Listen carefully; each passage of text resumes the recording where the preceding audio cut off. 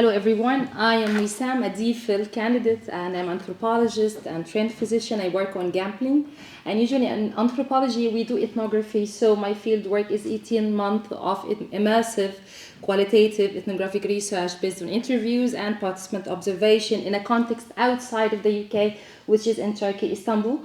I work on gambling, and I'm trying to describe that my work on gambling used the methodology of ethnography to try to unpack what does it mean to be to be an addict to betting and betting on sports and betting on horses in a context outside of the UK.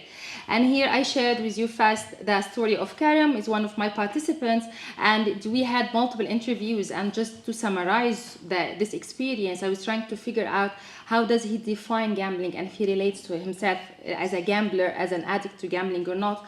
And actually what Karam tried to point out, that he measures his gambling or the addiction by his ability to control his spending and the amount of money he spends, not by the frequency that we usually figure out, and not by exactly the thrill that I'm inside the game. I'm here putting different context.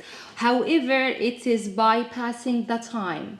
And at some point when we talk about addiction, that makes us, it's very elusive concept, but the biomedical model is the most used one, because it views addiction as a brain disease that's caused by changes in the brain reward system.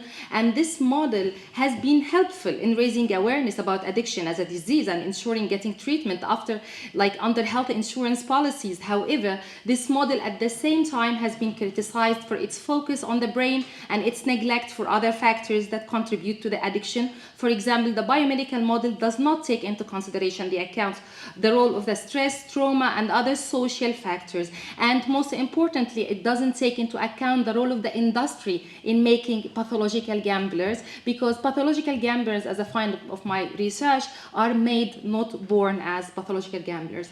The limitation of the biomedical model as well, it is as simplistic to full explain the complex phenomena of addiction, because at the same time it doesn't take into consideration the environmental and social and familial factor that the person are living and embedded within. And this model as well can stigmatize people who are living and telling them that you're already addict for the rest of their lives, and the people with addictions are often blamed for their own condition and they take the responsibility of their actions.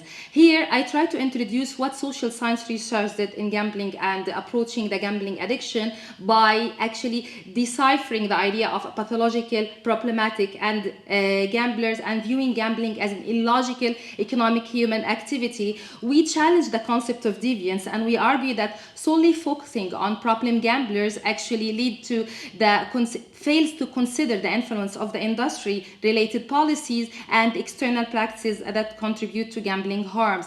And most interestingly, that gambling is actually a recession proof industry, and most of the gambling research is funded by industries themselves that promote problem gamblers and pathological gamblers, to try to figure out that it's not the problem in all the manufactured advertising, marketing ads, and that address the people and cultivate a desire to gamble. However, it's more or less related to people who are born this way, to be made pathologically. These photos actually I took them during my field work.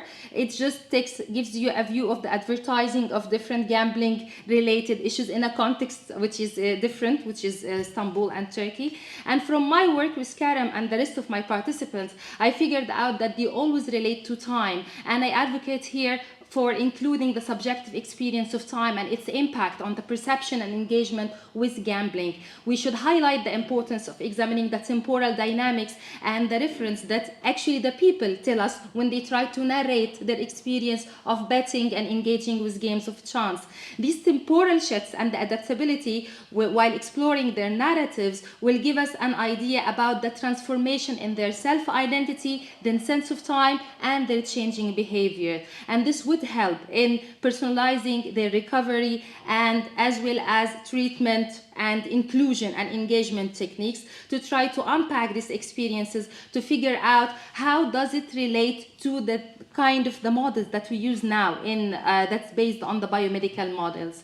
And I conclude by that personalized addiction care is crucial to include the temporal dynamics and subjective understanding of time by the people who are practicing gambling, and to address gambling addiction beyond the confines of biomedical models to understand the individual experiences, narrative, and self-perceptions that's vital for tailoring effective personalized interventions and support system for the people, by acknowledging as well the broader social, economic factors that influence excessive gambling, and adopt a comprehensive understanding of addiction, because I argue that up till now we are not really sure what addiction is or what kind of definition that relates to.